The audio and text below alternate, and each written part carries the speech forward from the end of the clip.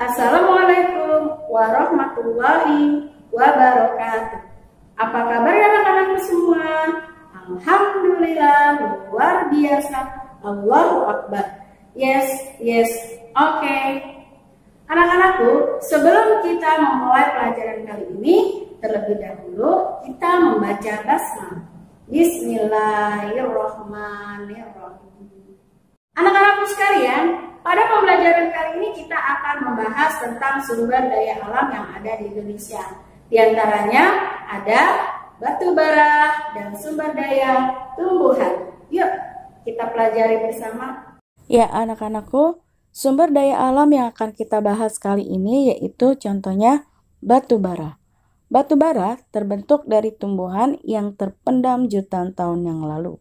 Sisa-sisa tumbuhan yang terkumpul di rawa gambut mengalami pergeseran kerak bumi, sehingga terkubur sampai ke kedalaman yang sangat dalam.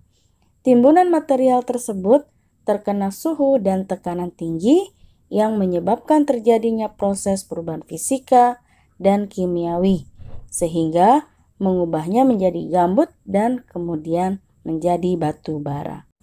Seperti dikatakan sebelumnya, bahwa batu bara terbentuk dari tumbuhan yang terpendam jutaan tahun yang lalu.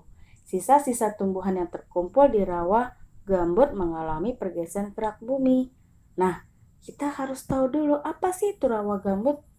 Gambut adalah lahan basah yang terbentuk dari timbunan materi organik yang berasal dari sisa-sisa pohon, rerumputan, lumut, dan jasad hewan yang membusuk.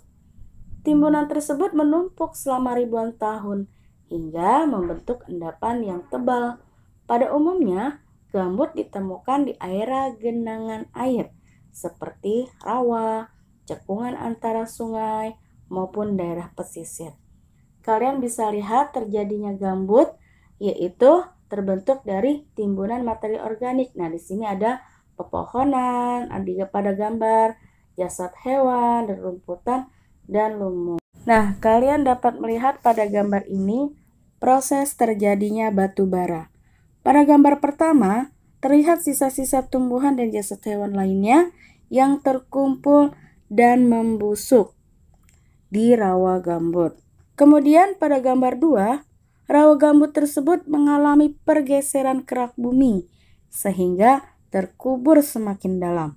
Dan pada gambar 3, timbunan material tersebut terkena suhu dan tekanan yang tinggi karena semakin tertumpuk ke dalam bumi, suhunya akan semakin panas. Nah, di situ terjadi proses perubahan fisika dan kimiawi sehingga mengubahnya menjadi batu bara. Ya, di sini kita dapat melihat bentuk batu bara, sama seperti arang yang biasa kalian gunakan untuk membakar sate ya. Tapi kalau yang biasa kalian gunakan biasanya berasal dari batok kelapa yang dibakar dan tidak membutuhkan waktu jutaan tahun. Tetapi kalau batu bara membutuhkan waktu berjuta-juta tahun supaya dapat terbentuk menjadi batu bara. Anak-anakku, tadi kita sudah pelajari bagaimana terbentuknya batu bara dan sudah dapat melihat melalui gambar tentang bentuk batu bara. Sekarang, apa sih manfaat batu bara itu? Manfaat batu bara diantaranya dapat dijadikan bahan bakar pembangkit listrik, produksi besi dan baja, bahan bakar pembuatan semen, bahan bakar cair, serta produk-produk sampingan dari batu bara bisa dijadikan batu bara sabun, aspirin, zat pelarut, pewarna, plastik dan fiber seperti rayon dan nilon. Batu bara juga merupakan suatu bahan yang penting dalam pembuatan produk-produk tertentu, seperti karbon teraktivasi, serat karbon, dan metal silikon. Nah, tadi kita sudah membahas sumber daya alam batu bara. Sekarang kita akan membahas sumber daya alam tumbuhan. Yuk, kita saksikan penjelasan berikut. Sumber daya alam tumbuhan. Sumber daya alam tumbuhan yaitu sumber daya alam yang berasal dari tumbuh-tumbuhan.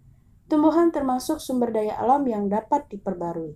Sejak dahulu, masyarakat Indonesia sudah mengenal obat-obatan yang diramu dari berbagai sumber daya tumbuhan yang berkhasiat bagi kesehatan.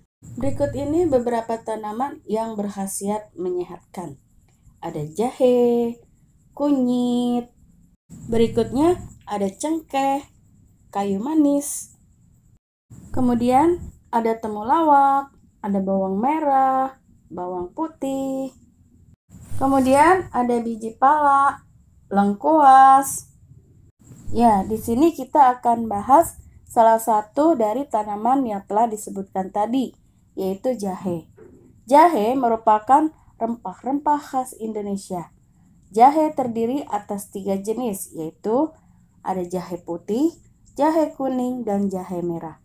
Di antara ketiga jahe tersebut, jahe merah memiliki rasa paling pedas dan lebih banyak dipakai sebagai obat herbal.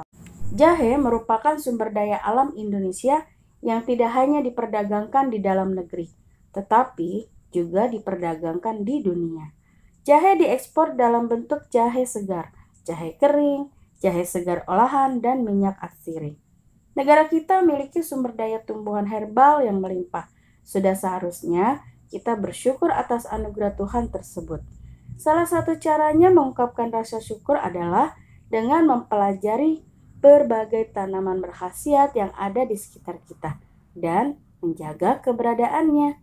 Anak-anakku, demikianlah pembelajaran kita kali ini.